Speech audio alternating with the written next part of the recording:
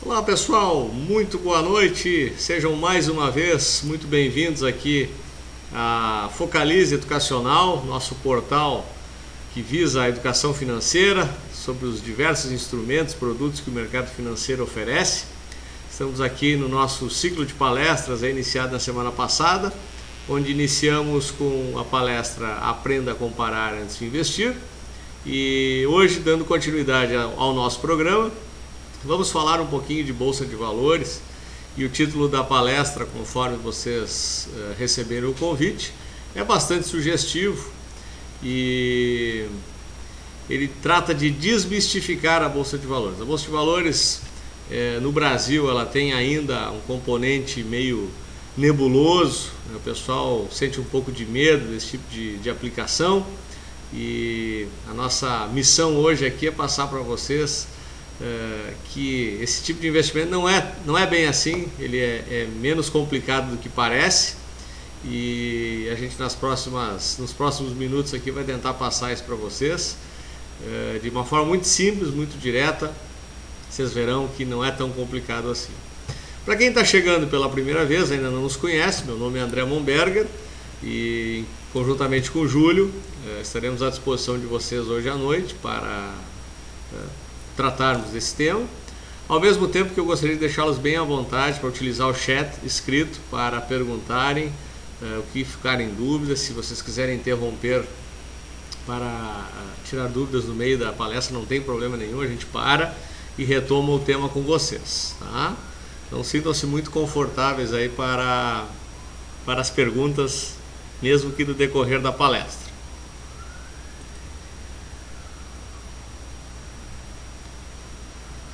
Então, boa noite para a turma, né? Bernardo, o Márcio, Paulo Correia, o Rei Costa, Libório, o Henrique, o pessoal que já se manifestou aqui na sala. Sejam muito bem-vindos. Demais participantes aí silenciosos também, sintam-se em casa. Conforme eu já comentei, se tiverem alguma dúvida, é só interromper. Bom, antes de iniciar o tema da palestra especificamente, uma rápida e breve apresentação da XP, que é a nossa parceira, nossa corretora parceira, assim como a XP Educação. Só para vocês terem uma ideia da dimensão do que é a XP hoje, temos mais de 100 mil clientes, 8 bilhões, na verdade, não mais 6 bilhões, 8 bilhões de custódia total, presença em 140 cidades, em 25 estados. Hoje é disparado a maior corretora de varejo do Brasil e o maior shopping center financeiro da América Latina. Shopping center financeiro por quê? Porque oferece todos os produtos numa única plataforma. A XP Educação, mais de 500 mil alunos formados, tem uma média de 8 mil alunos mês e 600 cursos por mês espalhados pelo Brasil inteiro, nos mais diversos escritórios onde se faz presente. Então vamos iniciar o tema proposto para hoje à noite, que é desmistificar a Bolsa de Valores. Bom, o mundo mudou, né, pessoal? São vários aspectos que veremos logo adiante, iniciando pela maior expectativa de vida. Para quem nasceu no Brasil há mais de 40 anos atrás, nós tínhamos uma expectativa de vida abaixo de 60 anos. Hoje a nossa expectativa de vida já beira os 76 anos, e no mundo desenvolvido essa expectativa é ainda maior, ou seja, maior qualidade na saúde, maior qualidade no conhecimento do ser humano, maior conhecimento em termos de prevenção, fazem com que tenhamos maior expectativa de vida. O padrão de consumo nesse momento é muito diferente do que era alguns anos atrás.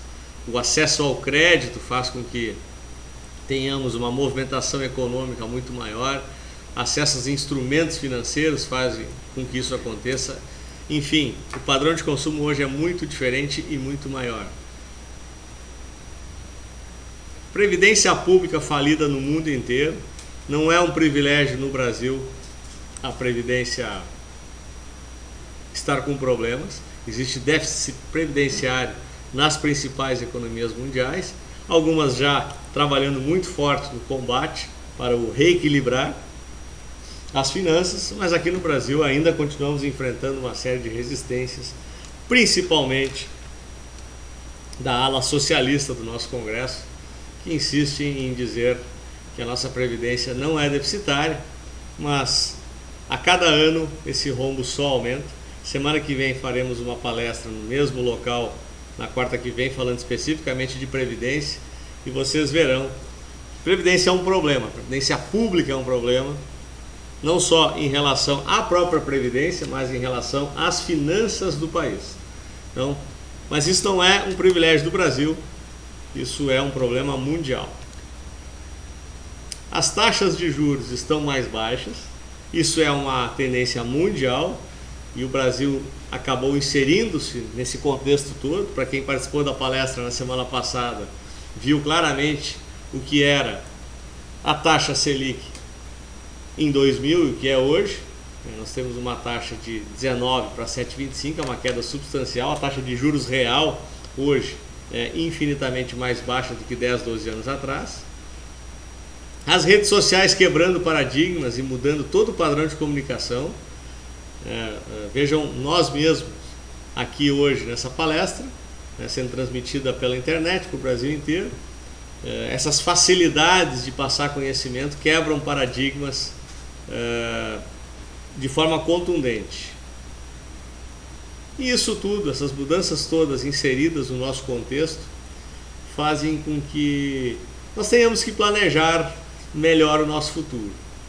E planejando o nosso futuro, nós não fugimos do tema finanças. Então, vejamos. Quais são as maneiras de se ser rico hoje em dia? Existem 5 possibilidades.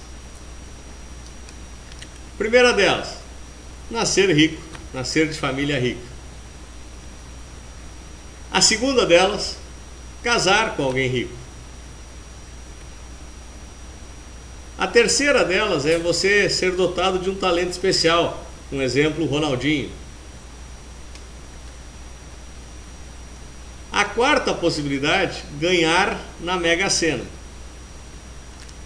E por fim, a mais real de todas, economizar dinheiro todos os meses e investir corretamente os seus recursos. Pessoal, vamos combinar que de todas essas possibilidades listadas aqui que parece mais ao alcance dos seres humanos normais, é a última. Nascer rico é um privilégio de poucos, casar com alguém rico passa a ser um privilégio, talvez até ainda para poucos, menos do que nascer rico. Ter um talento especial, já até pegando o exemplo futebolístico do Ronaldinho, se você passar pelo cadastro, pela Associação dos Jogadores Profissionais de Futebol, veremos que tem mais de 25 mil atletas cadastrados e dá para contar nos dedos quem consegue vencer nessa carreira. Claro que quem vence faz parte de um time muito seleto de pessoas que deram certo financeiramente na vida, mas num contexto de categoria é ínfimo a parcela de pessoas que conseguem. Isso vale para a música, vale para a área artística, vale para escritores, enfim. Seja o talento que se tenha, é muito pequeno o espaço que quem consegue ganhar muito dinheiro tem. Ganhar na Mega Sena, não preciso nem comentar, as possibilidades são, talvez de todas seja a menor. E por fim, a mais real de todas é economizar. E é aí que entra o nosso bate-papo de hoje, a importância nessa troca de ideias que nós vamos fazer hoje.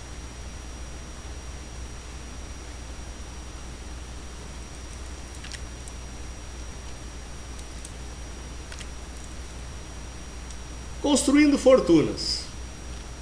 Ganhar dinheiro versus acumular riqueza. Então aqui vem um conceito interessante para a gente já começar a trabalhar, pessoal. Acumular recursos inteligentemente significa ter disciplina e planejamento, bem como conhecer investimentos. despesas sempre proporcionais aos ganhos. Aqui, aquela velha máxima que é bem batida no mercado, bem batida em qualquer seminário sobre finanças pessoais, que um dos itens fundamentais a partir do momento que você decide acumulação de riqueza é sempre gastar menos do que você ganha. Em que fase da vida que vocês estão? Aqui, durante uma vida inteira, o ser humano passa por diversos momentos. E o primeiro deles é a fase de acumulação. É aquela primeira fase da vida da gente que a gente precisa buscar uma colocação no mercado de trabalho, ou um emprego, ou a abertura de um pequeno negócio, ou você atuando como um profissional liberal, início de carreira, enfim. Esse período inicia geralmente na pós-adolescência, até os 35, 40 anos, até 45 anos em média, pelo menos é a média de mercado, que é um período onde basicamente a gente forma a poupança, a gente olha para o mercado com uma visão de longo prazo. A partir desse momento nós vamos para uma segunda fase, a gente saiu da fase da acumulação e foi para a fase de aumentar o nosso capital. A gente já vai buscar aplicações com maior rentabilidade. Então a gente já tem que buscar de forma inteligente onde eu vou colocar esse recurso que eu estou acumulando nesse período todo, visando o aumento desse dinheiro.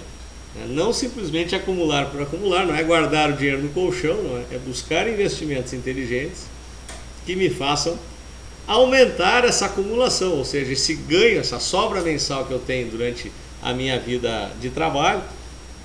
Paralelamente a isso, eu preciso criar uma forma também de aumentar essa poupança.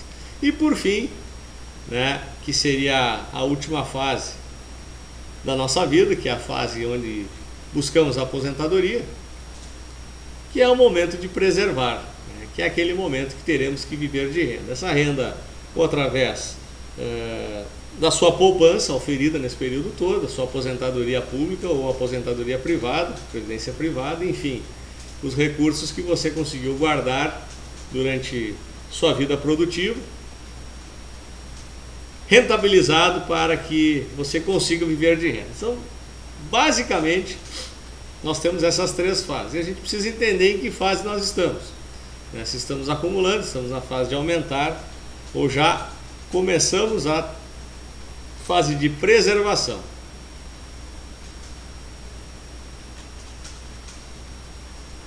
Onde investir o dinheiro? Reparem que a palavra investimentos nos permite uma brincadeira bem bacana aqui com todas as possibilidades possíveis. Na semana passada, para quem assistiu a nossa palestra do Aprenda a Comparar Antes de Investir, nós falamos sobre